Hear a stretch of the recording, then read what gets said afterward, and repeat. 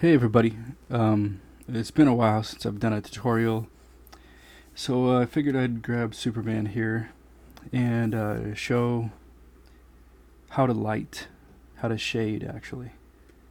And what I've got on the board here is I've got Superman, and then I've got the shaded ball, and then I've got a ball and a square down here with another light source.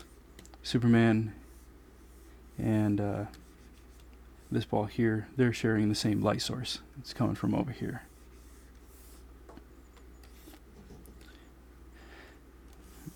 So yeah, so one of the things that you want to keep in mind when you're doing this is people say, oh, check out the ball. It's like if you can shade a ball or if you can shade a cube, whatever, then you can shade a person or you can shade whatever. Well, that is true, of course, but one of the main things that people don't really tell you right off the bat is that you have to learn all of the odd shapes, I should say, in between those balls or those cubes or whatever it may be. Let me see. For a real quick example here, I don't want to make this video too long, but for a real quick example here, like if you have, say, the head right there, right? And then you have this neck coming down. That's obviously just a head or a ball or an egg, whatever you want to start off with, and a cylinder. So, and what I mean, and then if you have the shoulders there or whatever. Now, what I mean by those odd shapes is areas like this, where you get like those little triangle things going on. See, and you can see another one here. Let me get rid of that.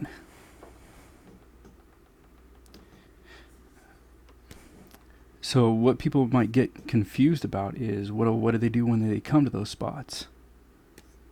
So that's sort of what I wanted to address with like a head here. So Superman is facing towards the light, but we're going to have the light coming down where it's going to basically be hitting him right here in the head. Now, we'll put it a little bit more towards the front, right there. So what's going to happen here is anything, if you look at his head like a block, I'm on my shade layer, so I can just draw right over the top of this. But if you look at him like a block, right? Like this.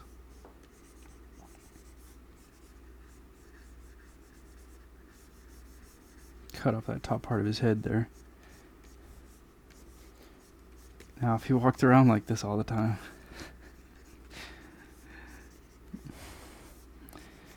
okay, so anyways, you have the light source coming down. So what I'll typically do is I'll, like, to help myself if I need it at the time, I'll do this little thing where I'll bring down like a big ray of light. And that ray of light will show you, where the cast shadow is going to be or whatever it may be. So in this case, all of this is going to be facing away from the light, right?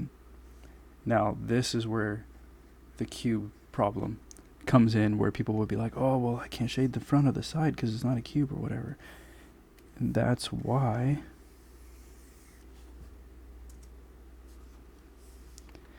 I've gone and drawn this little thing. See, I use this to help turn the heads and give me the shape that I need to know where to light it. So if I draw a head facing the other way, or maybe looking down like so, where we got their face like this and this, I'll draw this little guide like that. Then it helps me know that, okay, this is away from the light and this is towards, and then all of this would be fading back and away.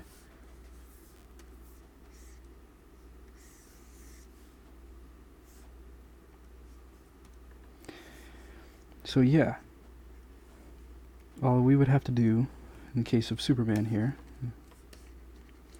is just keep track of where your light source is coming in. And then this is going to be a really sloppy shading job, by the way. Of course, anything You got his hair there and all that garbage.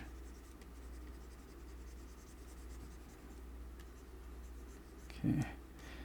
I'm already at 5 minutes, so I'm trying to hurry up here.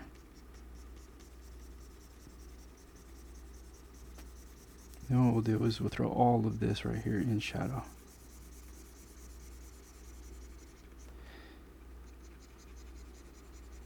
And see, right here I'm following the contour of his face. So we know that the muscles pull in on the lips here, right? Then you've got this section underneath the nose that comes up. You've got the section underneath the eye. You've got the bridge of the nose, and there's always usually this triangular shape here. Like that. And you'll have this pocket. Right here's the cheekbone.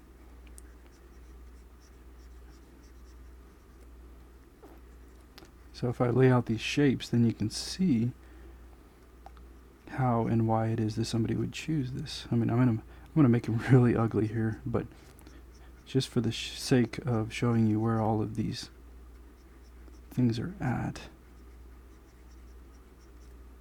so that you know why you would want to be doing cross-hatching at those angles, or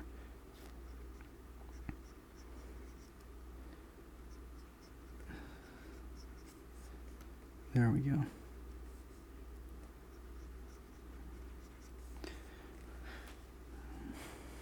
So see, now any piece that would actually fall into the shadow is what you're going to shade.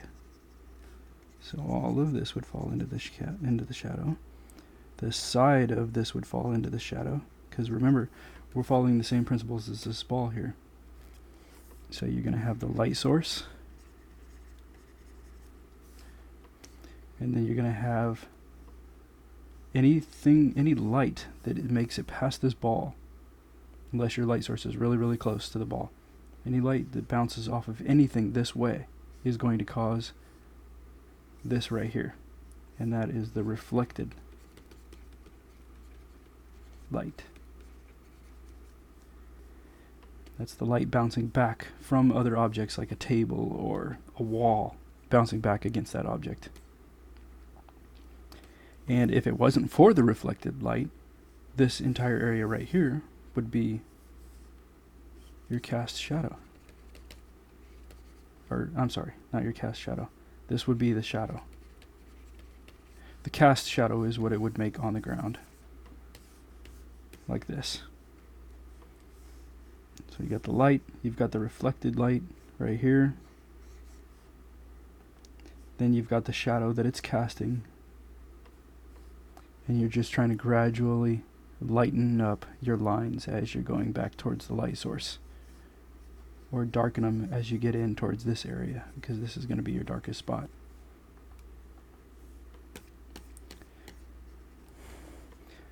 So see, if I go off and cast shadows on every little piece right here on Superman.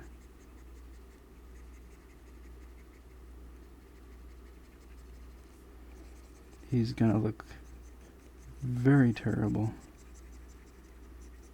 Especially doing it this fast, but hey.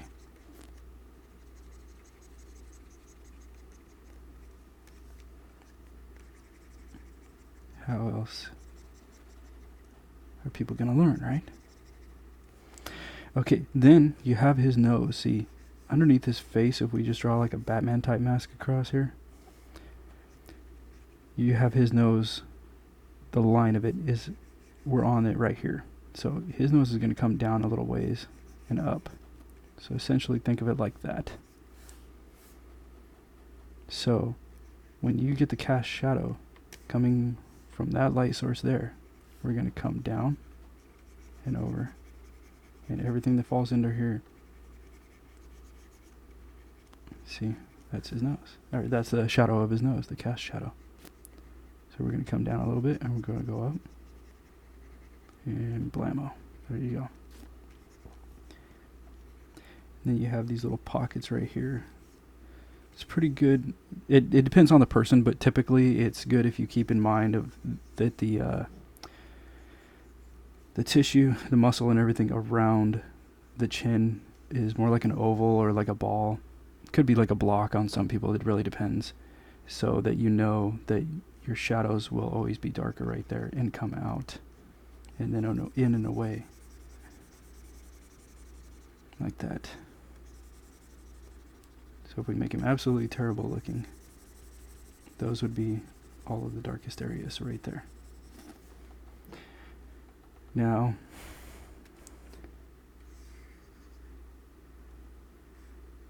because we're also talking about the reflected light, right? This whole light area right here. This little line that I'm making right here will also help show you this is where I want to put the darkest shadows. And on this side will be the reflected light. So let's go ahead and throw in some of the darkest shadows here. Again, this is not going to look fantastic because I'm doing it really quick.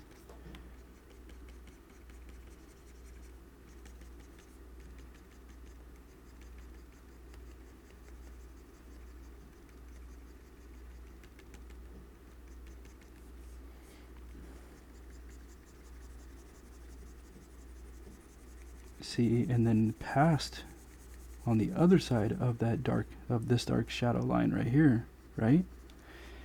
I want to put lighter shadows. That's why I'm doing lines that you can see through more easily, sort of creates a gray tone, so that we know, hey, this side is reflected light, there's the light coming in, and then you don't have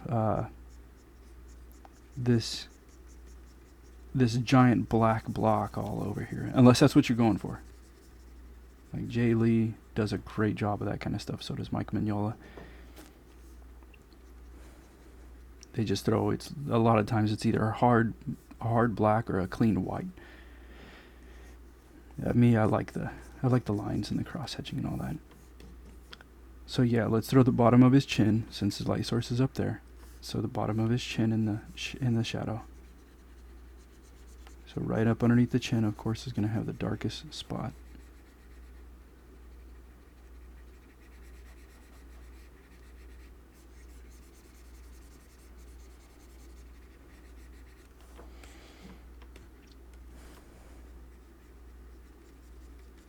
You can keep going back in different angles.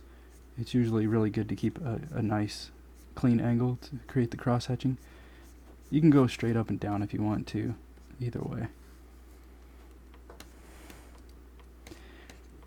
But yeah, you follow those same principles. Doesn't matter if it's the clothing or whatever it is. Part that's closest to the edge after a shadow will be the darkest.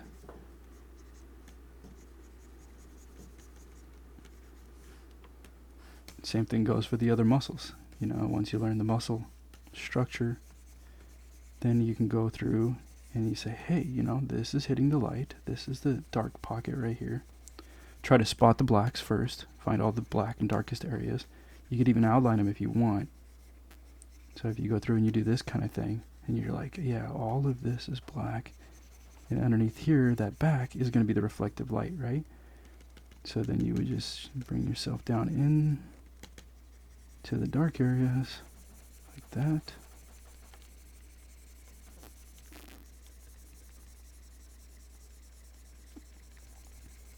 And then you'll have this little bit of reflective light back here for him.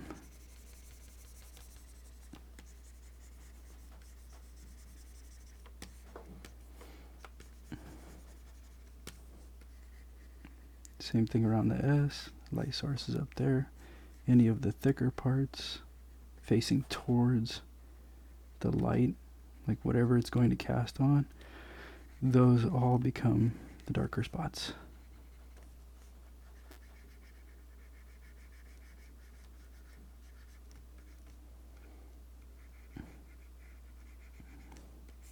See? There you go.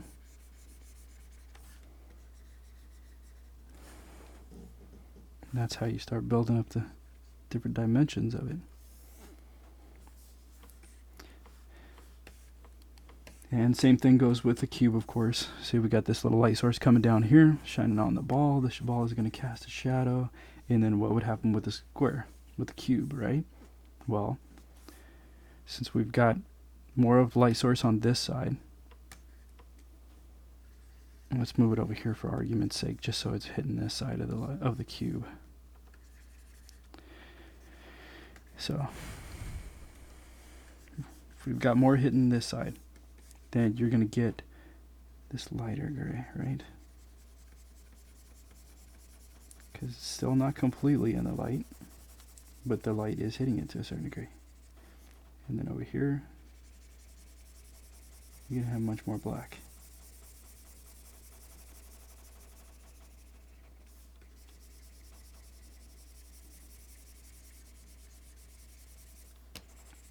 And the thing too to keep in mind about all of these different surfaces is whatever this ball is made out of, or whatever this cube is made out of, that reflection and that texture is going to change depending on what this material is made out of. So if this is made out of clay, it's going to look considerably different than if it's made out of glass, or even if it was a plastic cube. The reflections will look different, so you'd have to just observe those things, you know, in reality, and then try to replicate that look in your artwork. And I actually started this one out with this was just nothing but a giant black dot, and I used the eraser to take away all of the light areas, because I thought it would be a good contrast, because this is you're drawing in line work, and you're trying to find your tone by throwing on the blacks. This one I did in reverse, because sometimes people's minds understand it going the other way. So this is just nothing but a giant black dot. And I use the eraser, take away the light, take away more and more and more until I start seeing more of the form. And then after a while, you know, it becomes pretty apparent. It's starting to look like a ball. So I thought maybe that would be helpful for some people. So there you go. I hope that helps. Let me know in the comments, and please subscribe to my channel. And I'll have some more coming out like this. Thank you for watching. Bye.